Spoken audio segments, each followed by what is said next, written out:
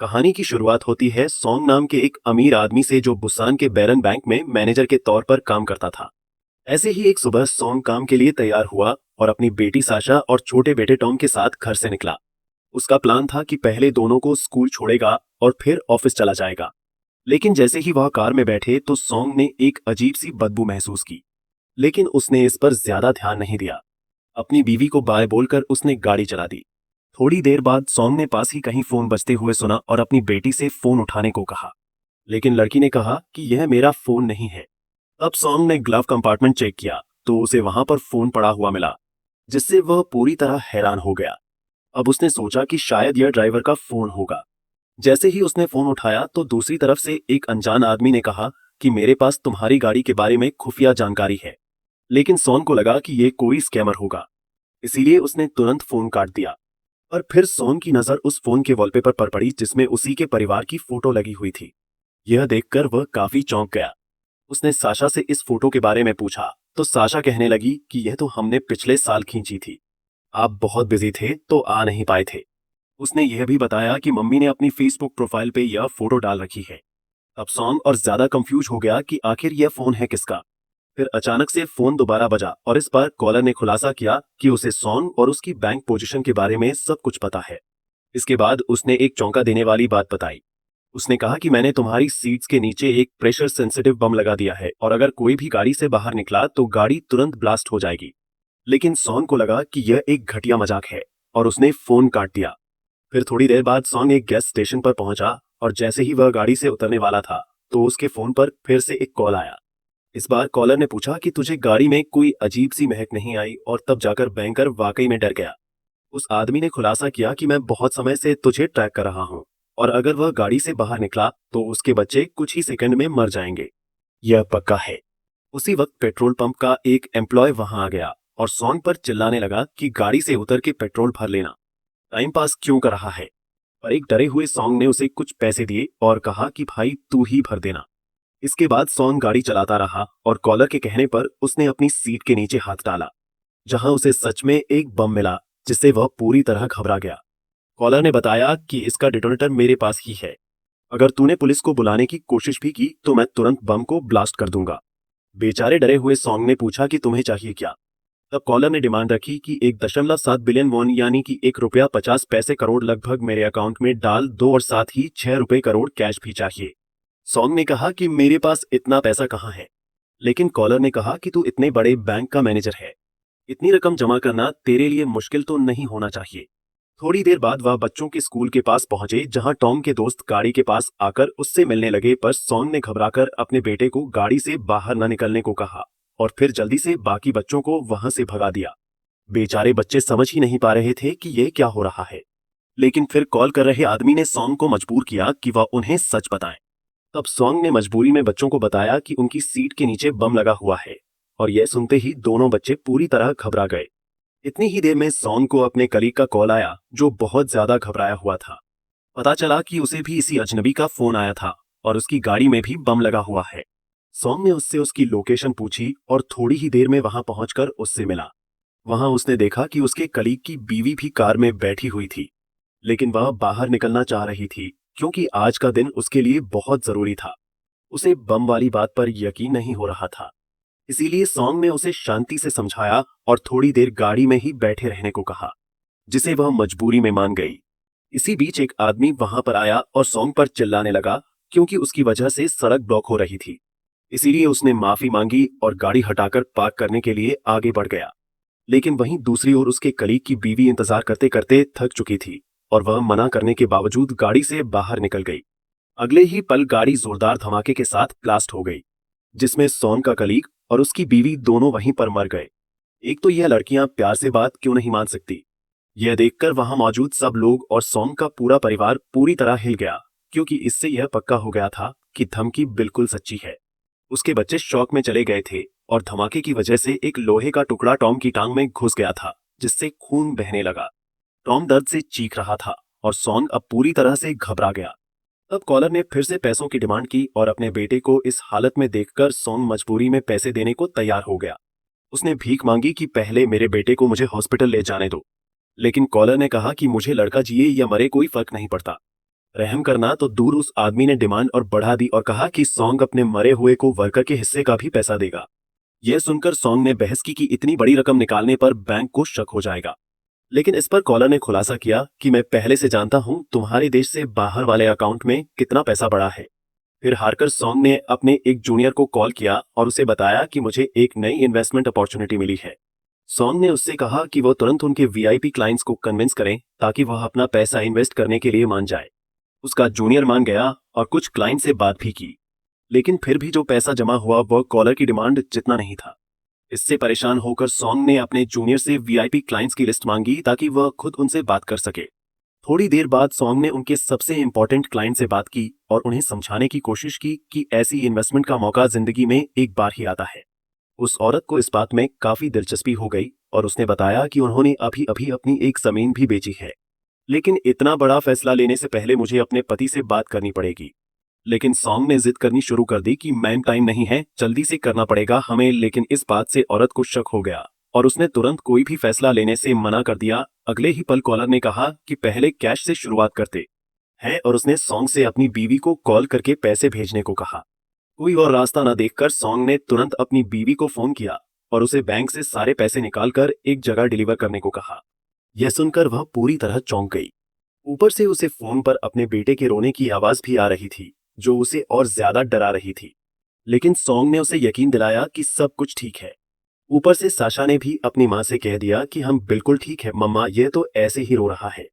फिर भी सॉन्ग की बीवी ने कहा कि मैं पुलिस को खबर करूंगी, लेकिन सॉन्ग ने उसे सख्ती से मना कर दिया कि ऐसा कुछ मत करना। अब परेशान होकर सॉन्ग उससे भीख मांगने लगा कि जैसा कह रहा हूं वैसा कर दे, मान जा प्लीज। और तब जाकर उसकी बीवी मानी। उधर पुलिस स्टेशन में ऑफिसर्स पहले हुए ब्लास्ट की इन्वेस्टिगेशन कर रहे थे। वह सीसीटीवी फुटेज देख रहे थे जिसमें सॉन्ग अपने को वर्कर से बात करता दिख रहा था और ऐसा लग रहा था कि दोनों के बीच में झगड़ा हो रहा है।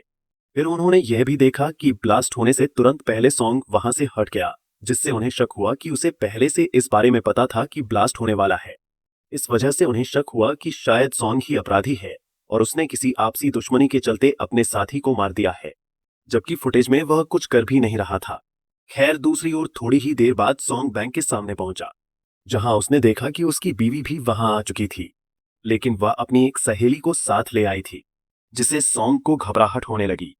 फिर उसकी बीवी पैसे निकालने के लिए बैंक के अंदर चली गई, जबकि उसकी सहेली सॉन्ग से बात करने के लिए कार की खिड़की पर नॉक करने लगी।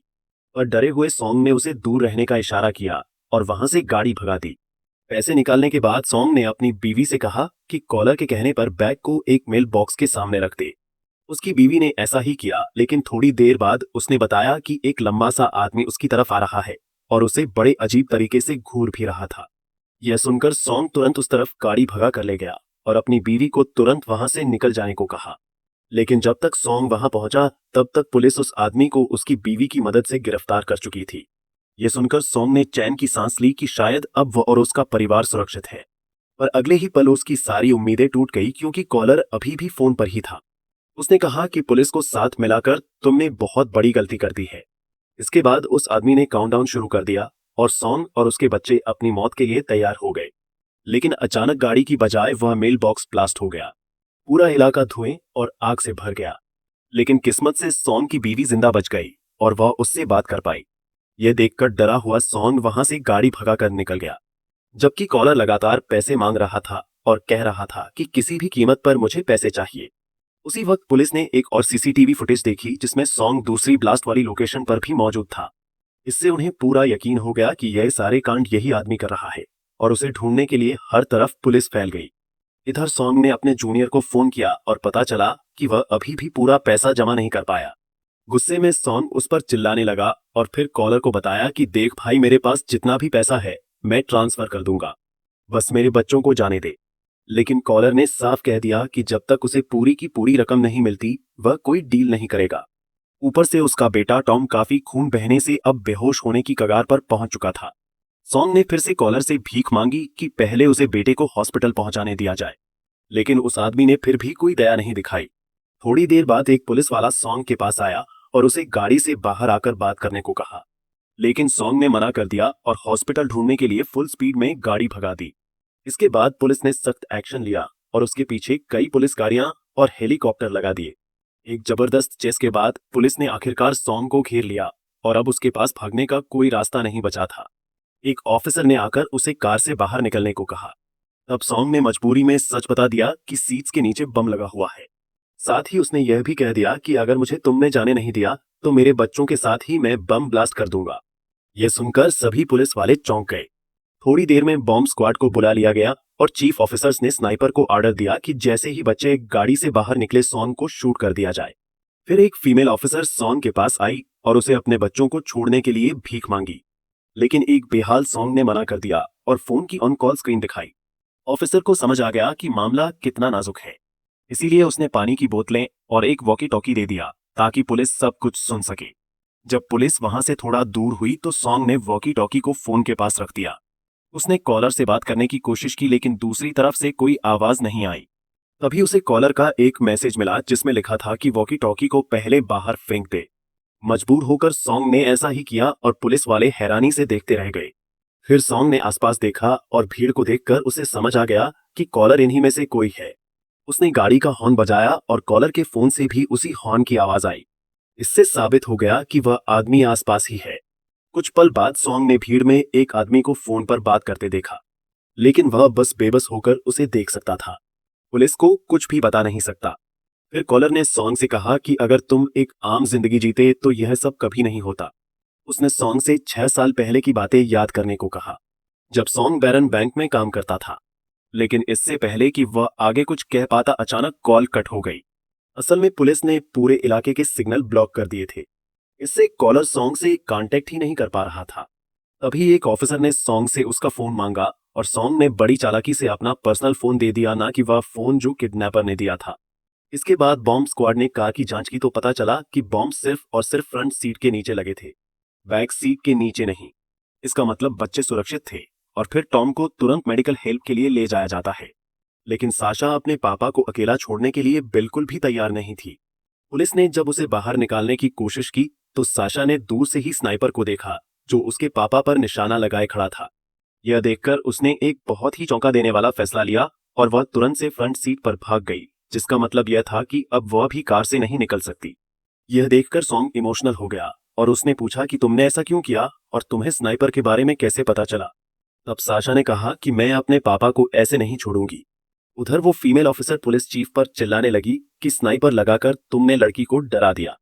लेकिन चीफ कहने लगा कि असली गुनहगार सॉन्ग ही है, क्योंकि उसके फोन में किसी भी अजनबी के साथ कोई कॉल रिकॉर्ड नहीं मिला। खैर थोड़ी ही देर में सैम नाम का एक जवान लड़का आया और खुद को सॉन्ग का भाई बताकर उससे मिलने की परमिशन मांगने लगा। पुलिस को लगा कि शायद वह सॉन्ग को अपनी बेटी को छोड़ने के लिए मना लेगा, इसीलिए उसे जाने की इजाजत दे दी गई। फिर जैसे ही सैम सॉन्ग के पास पहुंचा तो एक चौंका देने वाला खुलासा किया कि वही असली कॉलर है। गुस्से से भरे सॉन्ग ने उसे तुरंत पकड़ लिया, लेकिन सैम ने धमकी दी कि मैं बॉम्ब को ट्रिगर कर दूंगा। उसने कहा कि मुझे मरने से कोई डर नहीं लगता, क्योंकि मेरे पास खोने के लिए कुछ नहीं बचा और यह मासूम लोग भी साथ में ही फटेंगे। यह सुनते ही सॉन्ग बुरी तरह घबरा गया और वादा किया कि वह सारे पैसे ला देगा, बस कम से कम उसकी बेटी को छोड़ दिया जाए। हैरानी की बात यह थी कि सैम मान गया और बम को कुछ देर के लिए डीएक्टिवेट कर दिया, जिससे साशा सुरक्षित गाड़ी से बाहर निकल गई। लेकिन अगले ही पल उसने एक और चौंका देने वाली बात बताई। असल में उसने पहले ही टाइम बम एक्टिवेट कर दिया था, जिसमें अब सिर्फ 18 मिनट बचे थे। उसने कहा कि वह साशा को अपने साथ ले जा रहा है और अगर तब तक पैसे नहीं मिले तो लड़की का काम तमाम कर दूंगा मैं। इतना कहकर सैम लड़की को साथ लेकर वहां से निकल गया और इधर पुलिस ने भी उसे नहीं रोका, क्योंकि वह उसे सॉन्ग का भाई समझ रहे थे।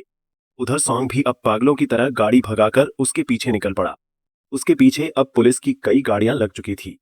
इधर सॉन्ग की बीवी टीवी पर यह सब कुछ देखकर चौंक गई, जब एक अजनबी आदमी खुद को सॉन्ग का भाई बता रहा था।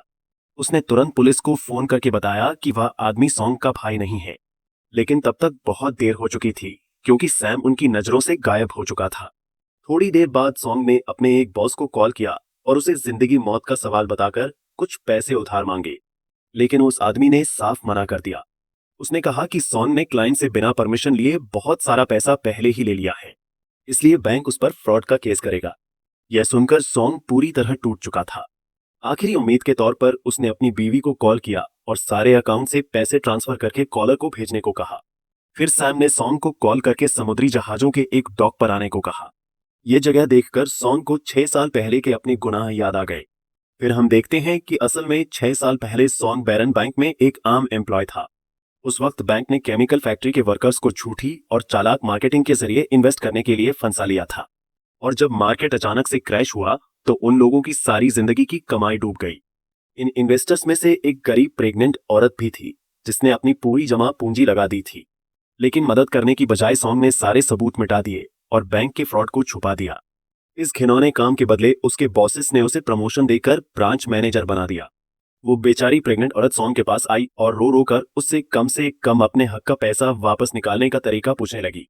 लेकिन लालच में अंधे सॉन्ग ने उसे नजरअंदाज कर दिया। अब खुलासा होता है कि वह प्रेग्नेंट औरत सैम की बीवी थी और आज सैम अपने परिवार का बदला लेने आया था। अब प्रेजेंट में सैम साशा के साथ गाड़ी चला रहा था। तब उसे कॉल आई कि उसके अकाउंट में 1 बिलियन वॉन जमा हुए हैं। यह किसने किए हैं? सैम ने कहा कि यह सब इसलिए हुआ है क्योंकि मैंने फ्रॉड करने वाले बैंक के खिलाफ केस जीत लिया है और अब उसे सारे फैक्ट्री वर्कर्स की जिंदगी एक नए तरीके से शुरू करने का मौका मिल चुका है। थोड़ी ही देर में सॉन्ग भी इसी केमिकल फैक्ट्री के पास वाले डॉक पर आ पहुंचा जहां बैंक के खिलाफ प्रोटेस्ट के बोर्ड लगे हुए थे। यहीं उसने देखा कि उसकी बेटी एक दूसरी गाड़ी में बंधी हुई थी। सॉन्ग ने शर्मिंदा होकर अपनी बेटी से माफी मांगी और कहा कि उसने जिंदगी में लालच के चक्कर में बहुत गलत काम किए थे और अब वह उनकी सजा भुगत रहा है। अभी सैम वहां आया और सॉन्ग के साथ फ्रंट सीट पर बैठ गया। सॉन्ग फिर से अपने पाप के लिए माफी मांगने लगा और वादा किया कि वह सभी विक्टिम्स के लिए लड़ेगा। लेकिन सैम ने मना कर दिया। उसने बताया कि मैंने और मेरी बीवी ने बैंक के खिलाफ केस किया था। उस केस को लड़ने के लिए उन्हें दूसरे बैंक से लोन लेना पड़ा, जिसने उन्हें कर्ज के जाल में ऐसा फंसाया कि आखिरकार उसकी बीवी यह सब झेल नहीं सकी और वह मेरे होने वाले बच्चे के साथ साथ चल बसी। उसे एक पल में सैम ने अपना सब कुछ खो दिया था। फिर सैम ने सॉन्ग को गाड़ी पानी में ले जाने को कहा ताकि ब्लास्ट उसकी बेटी से थोड़ा दूर हो। मजबूरी में सॉन्ग गाड़ी को समुद्र में ले गया, लेकिन बम फटने से पहले ही गाड़ी पानी के अंदर डूब चुकी थी। इससे सैम बेहोश हो गया और सॉन्ग ने उसे बचाने की कोशिश की लेकिन उसे निकाल नहीं पाया। थोड़ी ही देर में बम फट गया, लेकिन सॉन्ग किसी तरह बच निकला और पुलिस ने उसे रेस्क्यू कर लिया। बाद में सॉन्ग ने ऑफिसर से सैम के बारे में पूछा तो पता चला कि बदकिस्मती से उसकी मौत हो चुकी थी। इस घटना के बाद सॉन्ग ने अपनी जिंदगी बदलने का फैसला कर लिया। उसने उसी पल सारे निर्दोष वर्कर्स के लिए लड़ने की कसम खाई। जल्द ही उसने पब्लिक के सामने आकर बैंक के सारे फ्रॉड और अपने भी गुनाह कबूल किए। उसने कबूल किया कि मैंने ही असली सबूत मिटा दिए थे, लेकिन अब उसकी गवाही दोषियों को सजा दिलाने के लिए काफी थी। आखिरकार हम देखते हैं कि सॉन्ग गाड़ी चला रहा था और उसके बॉस ने उसे कॉल करके रुकने की भीख मांगी। यह भी कहा कि जॉब वापस दे दूंगा तुझे, हमारे खिलाफ गवाही मत दे। लेकिन सॉन्ग ने बिना सुने फोन काट दिया, जिससे यह साफ हो गया कि जब तक इंसाफ नहीं मिलेगा तब तक वह रुकने वाला नहीं है। वीडियो पसंद आई तो लाइक कर देना, चैनल को सब्सक्राइब कर लेना। मिलते हैं अगली वीडियो।